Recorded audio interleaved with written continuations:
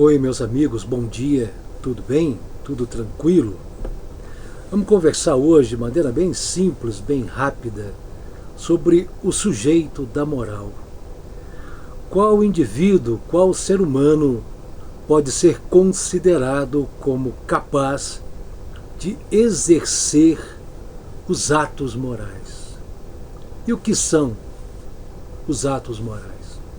São todas aquelas escolhas que nós, seres humanos, fazemos e nos orientamos por aqueles princípios éticos, valores, preceitos que nós aprendemos desde a nossa infância, pelos nossos pais, pelos nossos avós, tios, vizinhos, escola, pessoas, e que nos orientam a fazer a melhor escolha, a escolha correta.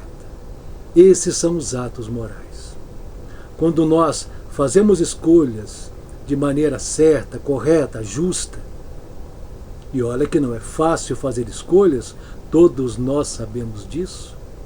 As escolhas humanas, elas estão sempre fundamentadas em contradições entre aquilo que desejamos profundamente, entre aquilo que a nossa paixão e a nossa emoção exige,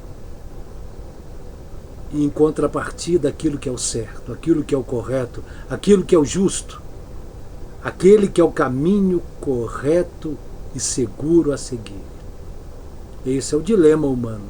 A grande equação da existência humana são as escolhas que o ser humano faz. E as escolhas decidem muito sobre a nossa vida, decidem muito sobre o que seremos nós e decidem fundamentalmente acerca daquilo que será a nossa vida. Bom, dito isso de forma bem simples, quem então pode ser considerado capaz de exercer escolhas, de ser um sujeito da moral? Quais indivíduos possuem essa capacidade? Segundo a filosofia, segundo a ética, para que um ser humano possa exercer de maneira eficaz, confiável, concreta os seus atos morais, as suas escolhas, é fundamental que ele possua 3 características básicas. A primeira característica básica de um sujeito da moral, de um indivíduo capaz de fazer escolhas, é a consciência. A consciência psicológica e a consciência moral. A consciência psicológica é a capacidade do ser humano saber-se um ser individuado, singular, único, apesar de viver em um mundo onde existam vários seres humanos. Ter consciência de que ele vive em uma casa com vários indivíduos da mesma família, mas que apesar disso, ele é um ser humano em particular que não se confunde com os demais seres humanos e não se confunde com o próprio mundo que ele vive. É a saúde mental, pode-se dizer assim. A consciência moral é aquela capacidade que todo ser humano mediano, não precisa ser um gênio, qualquer pessoa como nós, simples, é capaz de entender. São valores que quaisquer pessoas com entendimento mínimo pode entender como certo e errado. A possibilidade de discernir, de entender entre o correto e o incorreto, entre o justo e o injusto, entre o certo e o errado.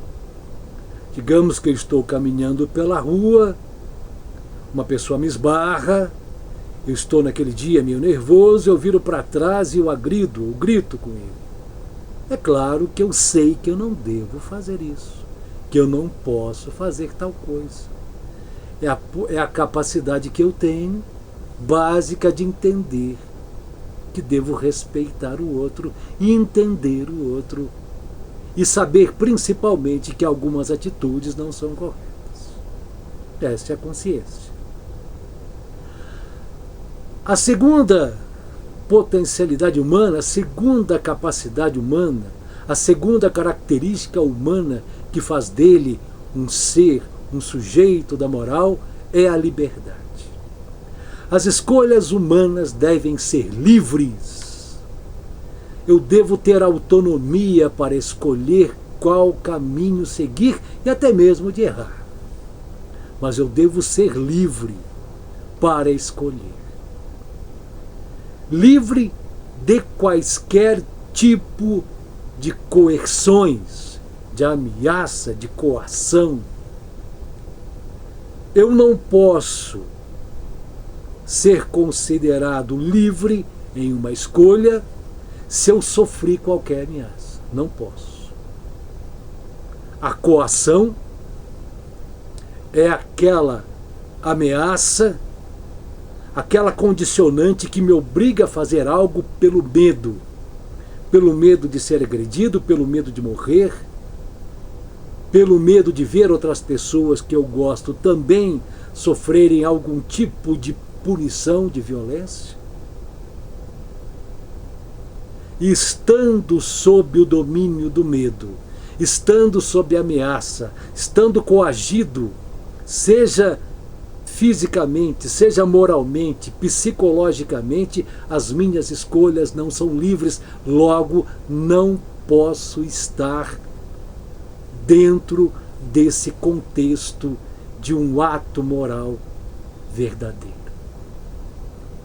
Uma pessoa que trabalhe em uma instituição financeira, que possui a senha do cofre, que possui a chave, se prendem alguém da família, se invadem a sua casa, ameaçam sua família e o obrigam a ir até essa instituição, tirar o dinheiro que está lá, essa pessoa moralmente não pode ser responsabilizado porque a sua escolha não foi livre.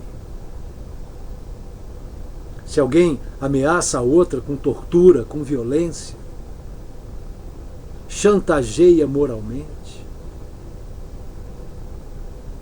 qualquer tipo de escolha que essa pessoa faça não é considerado uma escolha de um sujeito moral. Logo, ele não pode ser responsabilizado por ela. A escolha moral tem que ser livre. A liberdade é fundamental, é o elemento básico, é o elemento mais importante de todas essas etapas.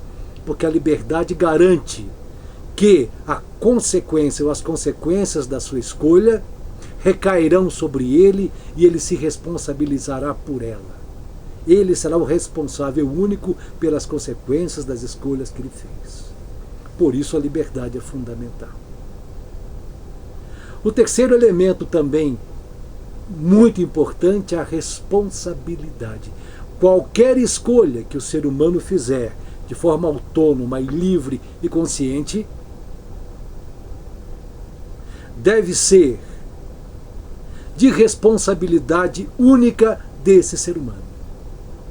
As consequências de uma escolha devem recair unicamente sobre essa pessoa. Se ele faz uma escolha justa, correta, uma escolha que levou em conta o bem, o bom, é claro que as consequências dessa escolha será uma satisfação pessoal absoluta, ele vai se sentir bem, é o prazer de ter feito a coisa certa, o alívio.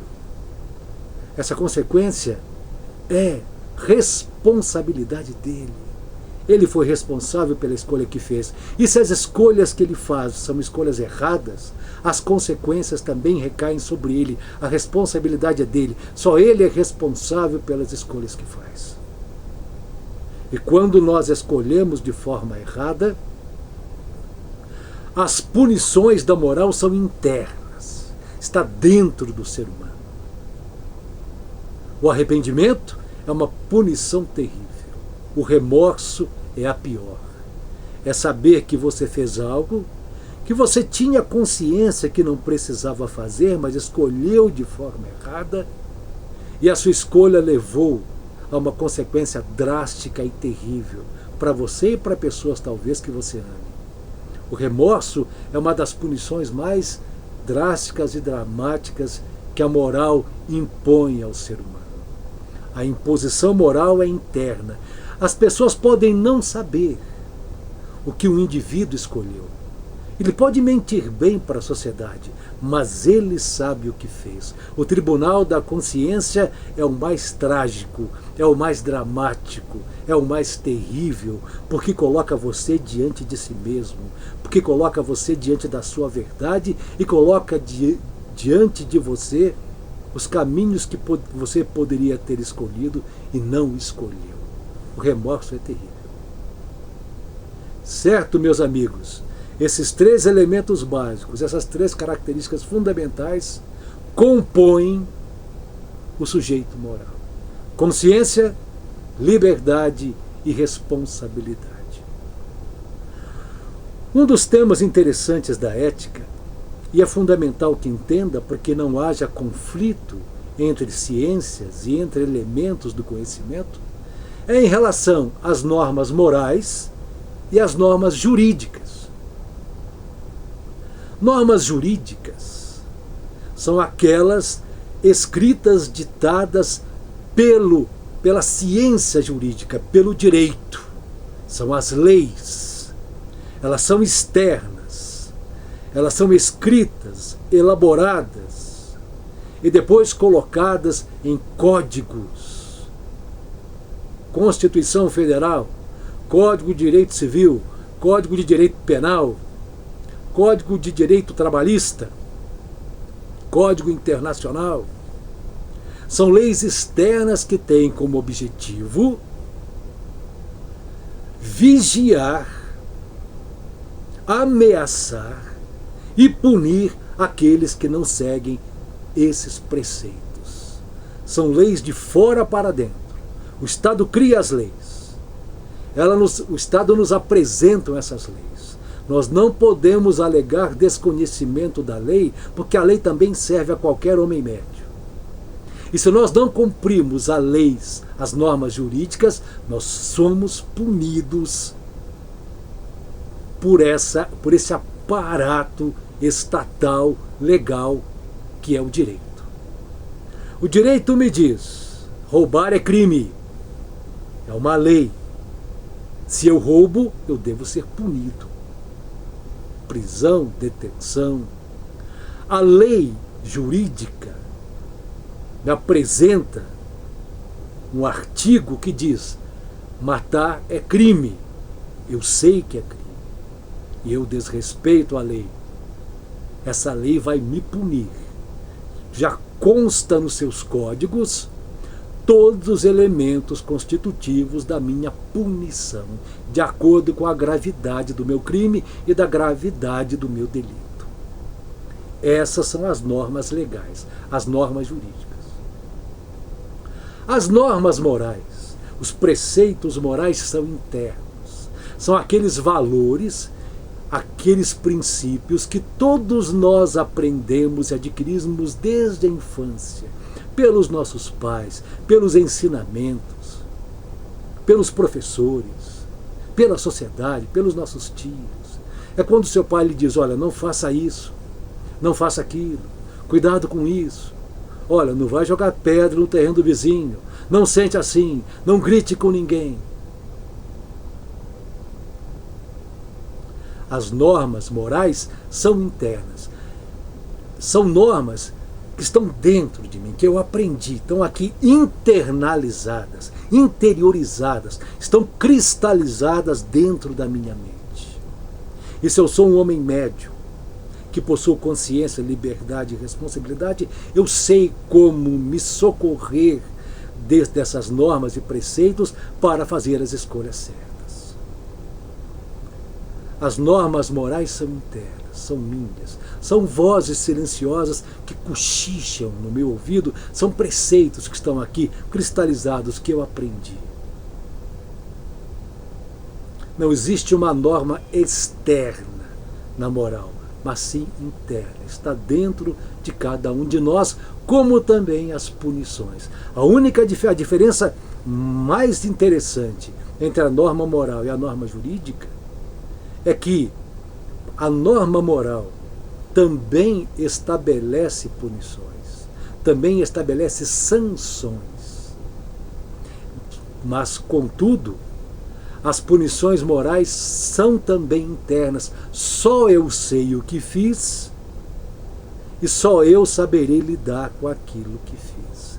É o tribunal interno, o tribunal da minha consciência. Se eu faço algo bom, aquilo que advém da minha escolha, a consequência, se for boa, só pode me fazer bem. Satisfação pessoal de ter feito o bem. Se as minhas escolhas foram ruins, injustas, erradas, o tribunal da minha consciência é que vai me punir. O arrependimento, o remorso, a consciência de que podia ter feito algo de maneira correta e não fiz. Então, pessoal, norma moral, normas internas, de preceitos, valores, que nós aprendemos desde a infância e internalizamos, interiorizamos, cristalizamos na nossa mente. Normas jurídicas são aquelas leis criadas pelo Estado, que nos apresentam o que nós não devemos fazer, porque se fizermos seremos punidos externamente, prisão, detenção e tudo mais. Entenderam, meus amigos? Um grande abraço, paz e amor